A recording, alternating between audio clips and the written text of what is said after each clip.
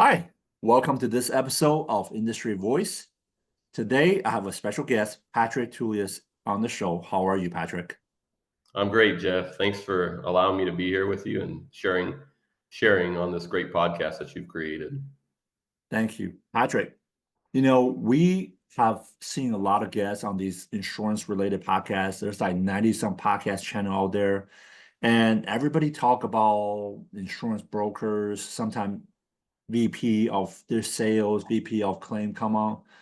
But insurance industry is so big, right? 3 million people in the US are employed in the insurance industry. Not to mention, there's another million people who maybe evolve around the insurance industry. And one of those big industries is called the restoration industry.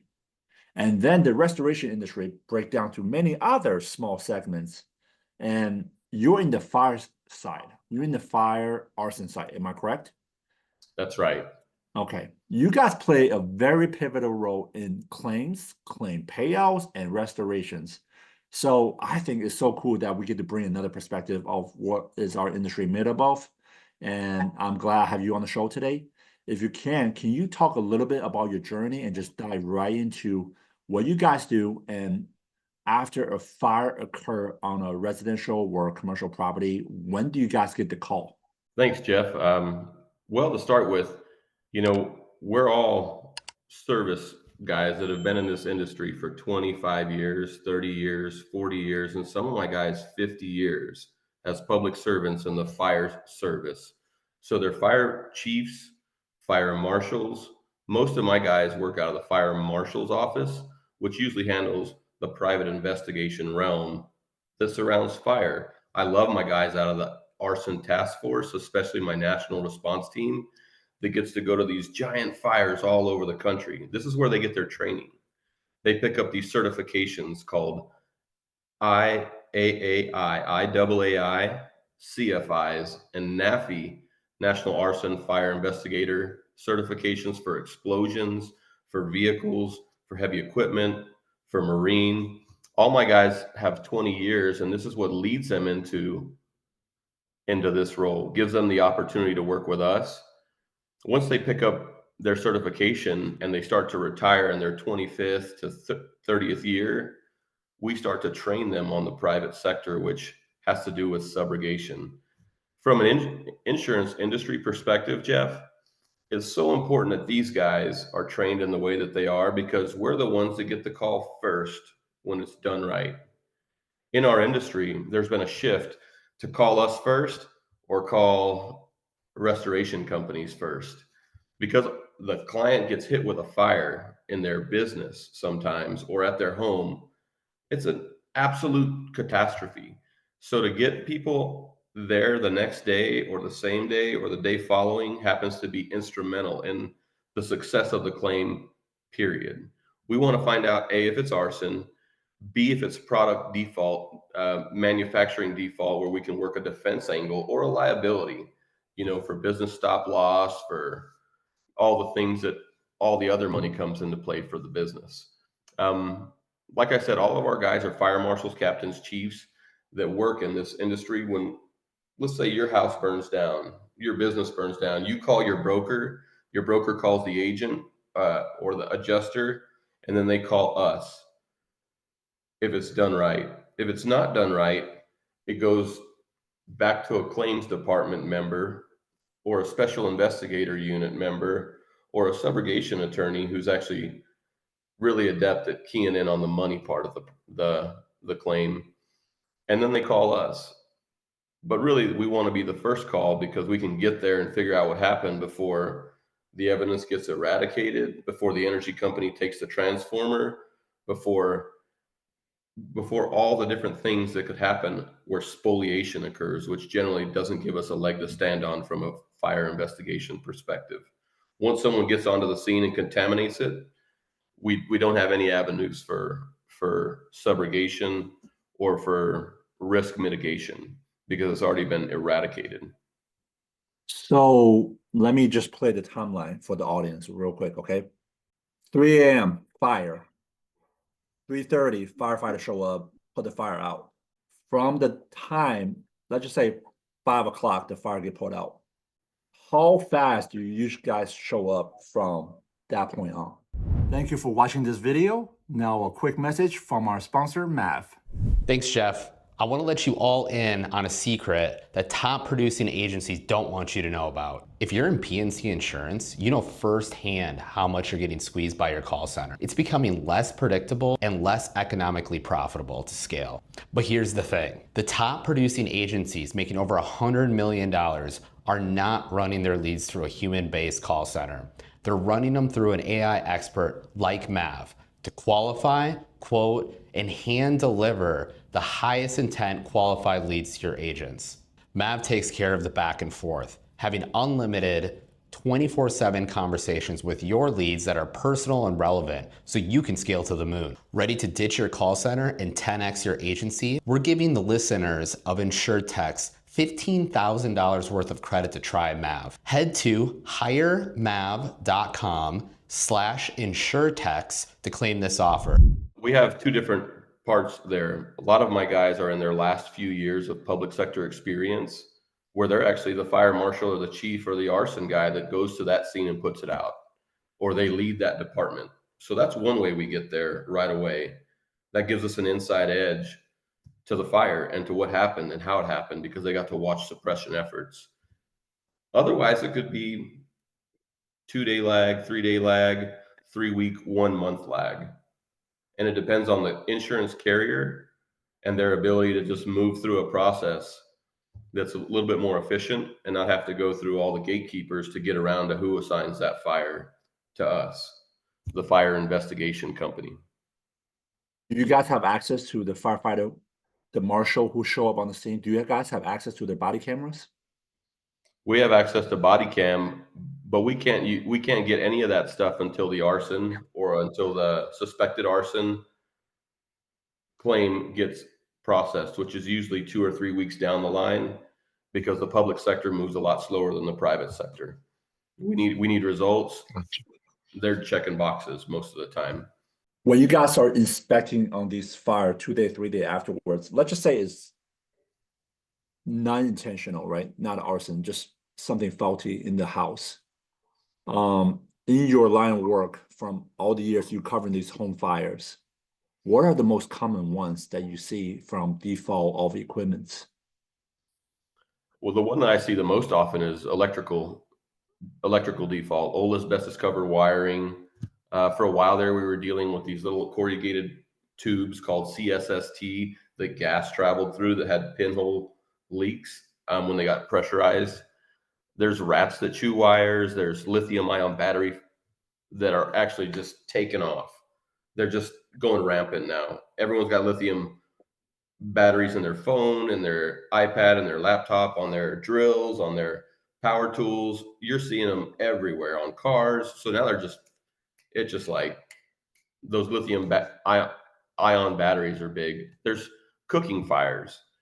Cooking fires is probably one of the biggest, and the things that you'll see the most often. It's electrical failures or kitchen fires.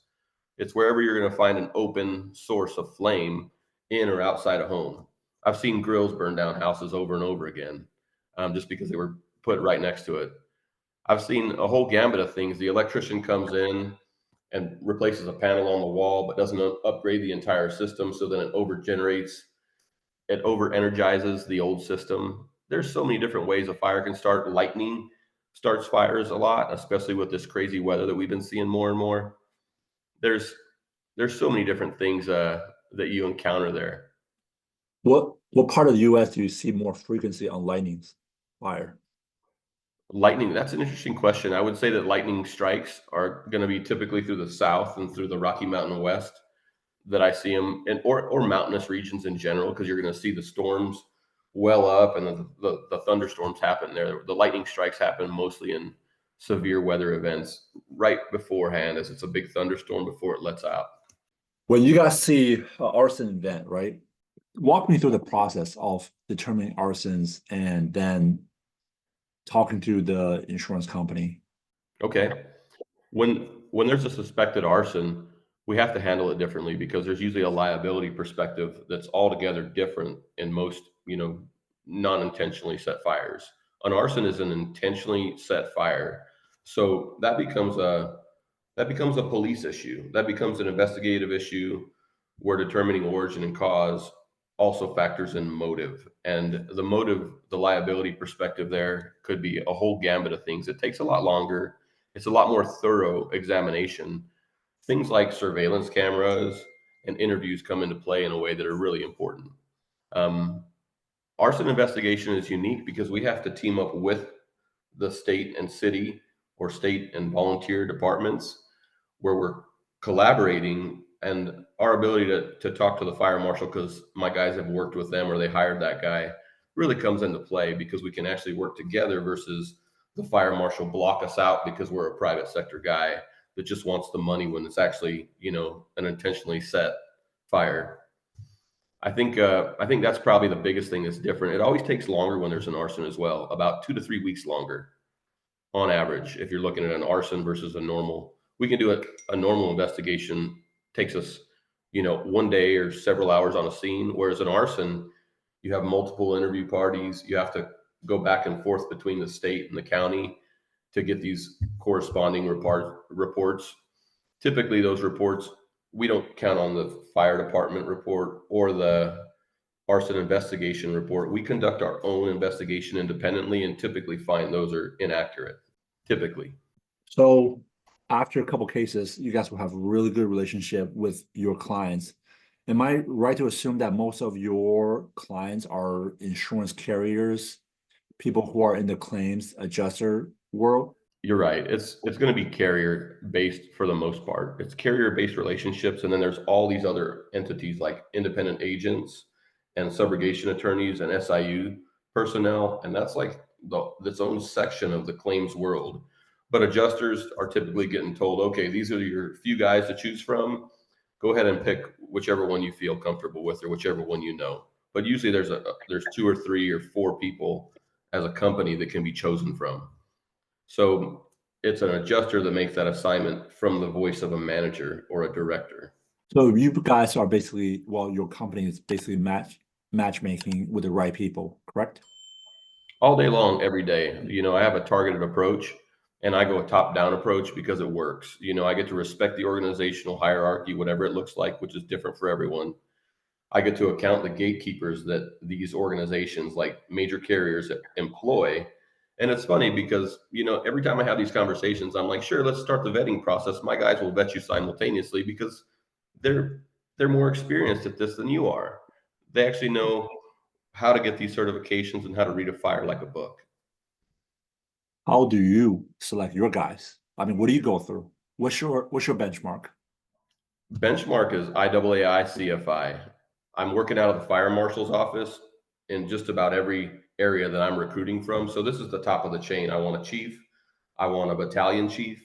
I want an arson investigator. I want someone that's seen thousands of fires in their life that they've been investigated, that they've been the lead investigator on before they come to me. Thousands of fire investigations before they come to me. That requires 10 to 20 years or 30 years just to get that number of fires behind you that they're the lead investigator on, because these guys have to go in and make a determination. So we start there and then it's all referral. It's my guys inside the fire marshal's office referring to another fire marshal or the best guy on their arson task force. It's all battalion chiefs, captains, arson. That's the realm that I choose from. It's interesting in the insurance industry. We have 500,000 people in the insurance industry retire in the next 2 years. Do you see similar trend in the firefighter world, the marshal world, the chiefs world? You know what, Jeff? You'll notice the breakdown of my team is unique in that I have all my 68-year-olds, 58-year-olds that are teaching my 40-year-olds that have the same set of experience.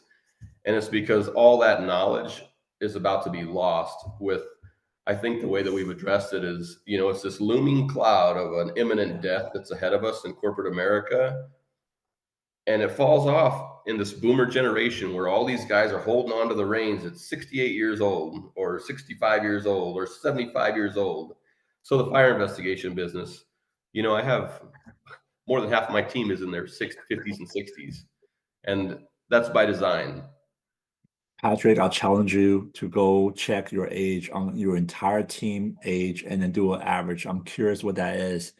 But like you and I, we face a real problem. Like our industry, we have so many people with 40, 50-year experience. You can't replicate that, right? And they are all retiring the same time, same within 2-year window. It's kind of crazy how much insurance experience we're going to lose in both of our industries. You're right about that. I think about all these adjusters that are coming in, the new class of adjusters that haven't been trained in the old way to handle claims, or the guys probably like you and me, Jeff, that have written policies and binded paper the old fashioned way, where we actually put these formulas together to determine rate. There's that industry knowledge. I call it the old GAB knowledge. If you know anything about the independent adjusting realm, it's these guys that went to the claim. They got the call from the agent, not the adjuster, not the claims manager, but the agent. They went directly to the scene, and then they worked that claim from top to bottom, and they actually had the conversation with the person, got on the roof, did the inspection. That knowledge base is not being taught. The people in our industry are not afforded that opportunity because claim volume has just spiked tremendously. There's no real training ground when everything's virtual because the inspection takes place on the site. Patrick, I'm shift gear for a second. Okay. You guys handle cat as well? Absolutely. It's a cat. It's a cat. When your house burns, when your business burns, when your car burns, when anything burns enough for us to get involved, it's an absolute catastrophe. Yeah. This is like a flood or a fire, the worst two types of cats that I can encounter. What are some of the biggest catastrophic events you guys have handled on the West Coast or even on the East Coast? The biggest are always those wildfires. The wildfires that encompass thousands of acres, that goes through a small town, starts at a grain bin, starts at a tractor, whatever they are, direct energy hit, discarded lighter or smoking materials. These things turn into just a ton of catastrophe because you get people that lose their business, their homes, their livelihood, and actually all the surrounding natural resources in their community, which affect so many other things from a fire is a catastrophe, Jeff. It's one of the biggest and one of the worst. So as of this recording, 11:51 a.m., October 9th, we have the news of the Wyoming fire, elk factory, and 1,000 firefighters are on the scene fighting 2 fires. And someone says 750,000 acres. I don't know the exact number, but how do you even determine the cost of the fire, like on something that huge? Thank you for all your support to our channel. Here is a quick word from our sponsor. Please click on the link below in the comment section to sign up for a demo with Track AI. What if your insurance sales conversations could work harder for you? Meet Track, your AI-powered conversation intelligence partner. Track automatically captures and analyzes every customer interaction, providing instant call summaries, risk analysis, and AI-driven coaching insights. Say goodbye to manual note-taking and hello to more selling time. Track handles the admin work while you handle the revenue. Fully integrated with your favorite platforms. Plus, get custom AI analysis tailored to your unique business needs. Transform your sales team's performance with Track. Visit track.ai today. Click the link in the description below to schedule a demo with Track today. That's a multiple day inspection, usually takes weeks to months to figure out. You have to incorporate state, local, federal on those type of losses. Drone footage is something that we do that just about, I think that we lead that in terms of fire investigation because of the way that our guys work. We've got these National Wildlife Grassland Consortium card holding experts that actually understand what it looks like a wildfire versus a forest fire versus an intentionally set fire. These guys come out of the fire marshal's office or they come out of the state office, and it's a certain breed of person that understands what that is. 1,000 people on a fire that's 150,000 some odd acres. When I posted about it, it was at 70 something thousand. This is one of the most devastating fires that we'll see in the recent history here in the U.S. And it's in one of the most treasured parts of our whole Rocky Mountain West. Wyoming is where Yellowstone is at. Yellowstone is just south of Glacier National Monument, which is the lowest glacier left in North America. We've got a whole bunch of issues there at the Northern Rockies. You got the Kootenai River that runs to the Pacific and the Atlantic. It's the only river in the continent that does that. This is, there's always more than one fire when you get these type of fires that burn thousands and thousands of acres. It's usually starts as one or two or three simultaneously started events, or almost simultaneously, and then they just burn and then they catch into each other's path. And I've been posting about these over and over just to educate, because most people have no idea. I'll speak to this, Jeff, because I had an uncle who was head of laser technology at White Sands Missile Range, and I got an inside purview of what that looks like. I remember 20 years ago when he was talking about being able to start a fire from 1,000 miles away through laser technology. That speaks to what we're encountering at a national level, especially. But if you want to think about bigger picture, it goes out from there. That's just crazy. It is crazy. It's hard to think about what the intentions are behind, these intentional arsons. But it is heartbreaking to watch all the videos coming in social media the last couple of days through TikTok, X. If you're on those platforms, you see a lot more video they don't show you on mainstream media, but it is heartbreaking. It is.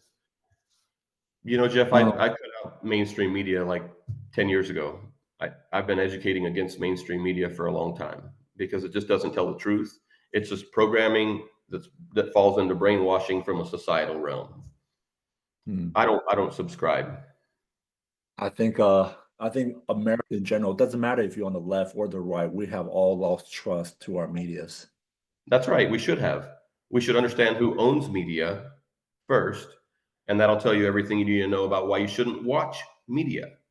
Yeah.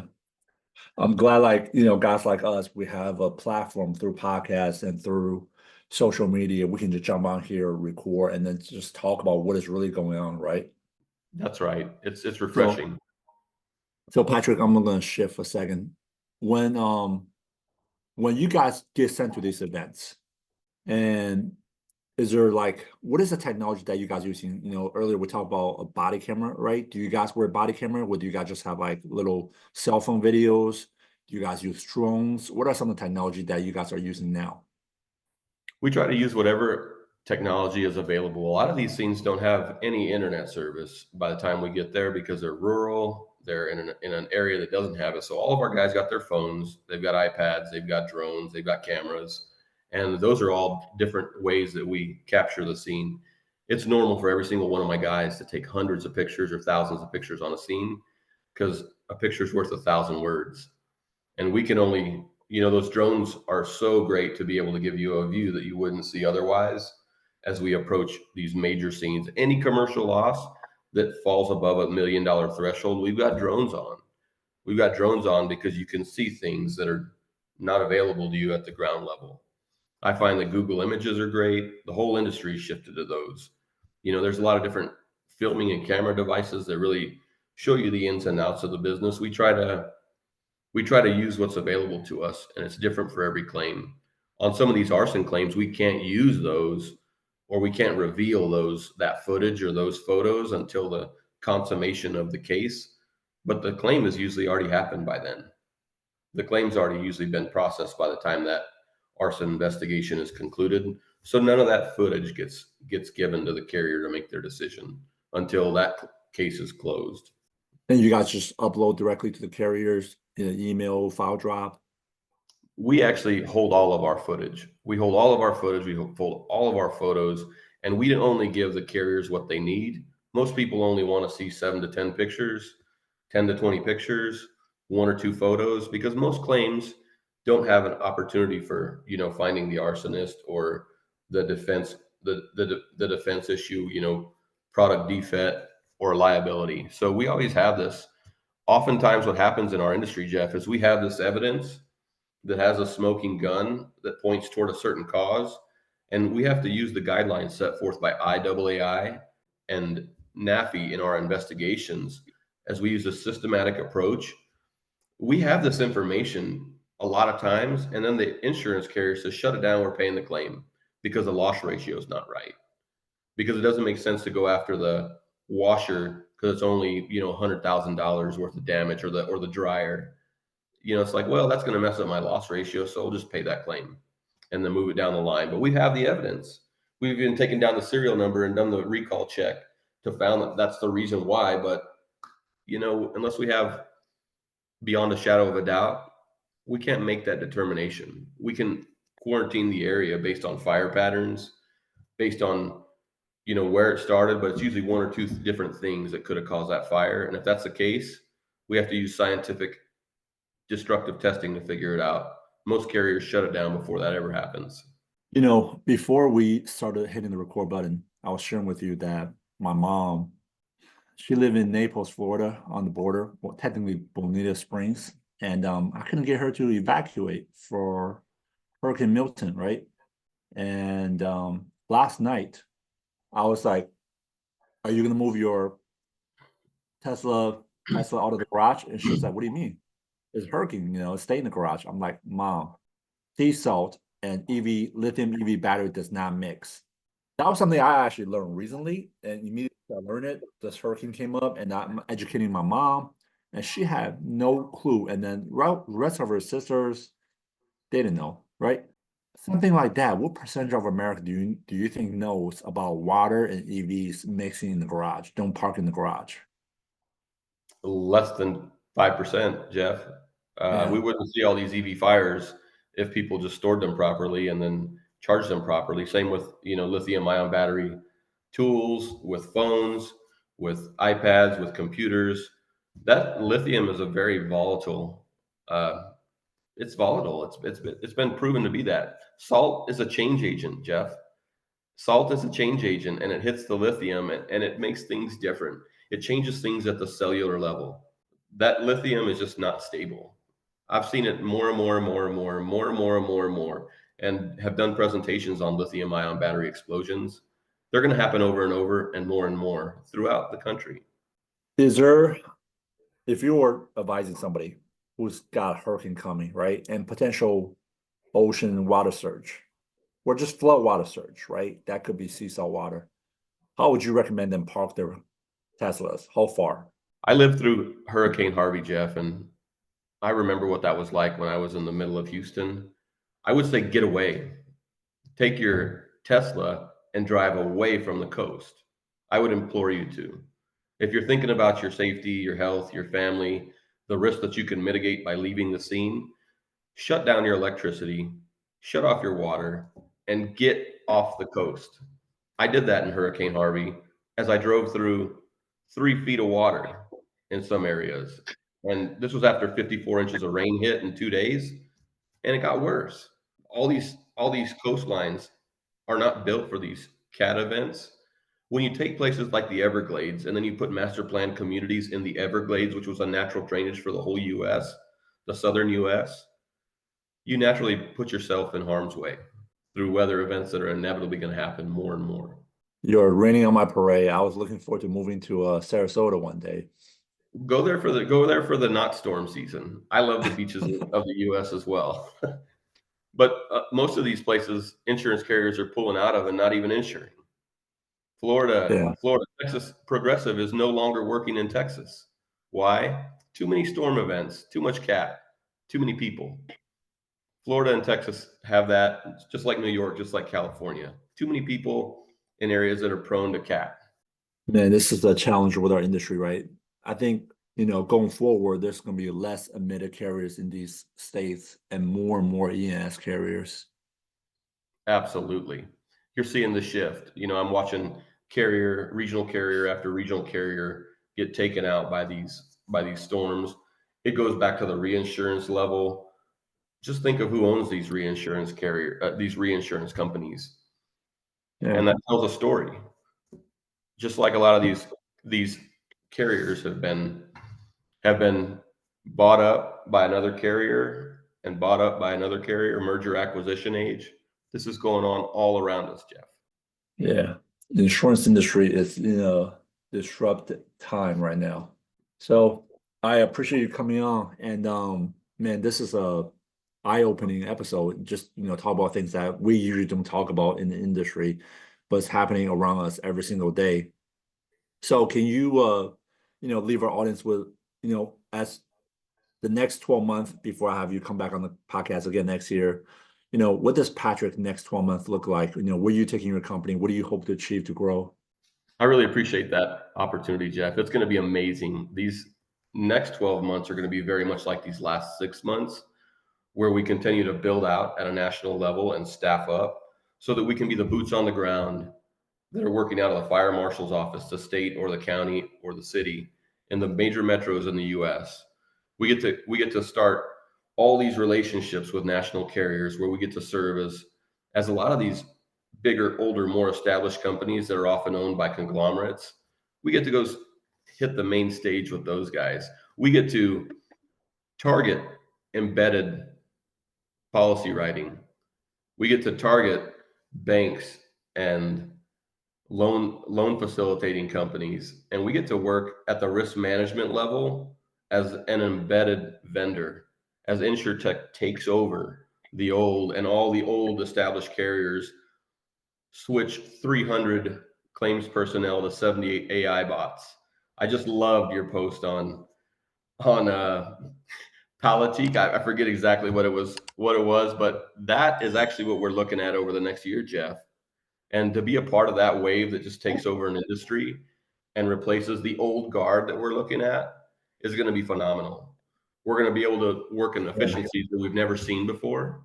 And we're going to be able to be growing at the rate of insurtechs that are funded by billion-dollar blank check companies, we'll call it. But we get to do it from the ground up naturally. It's like a natural David and Goliath story because everyone wants David to win that one.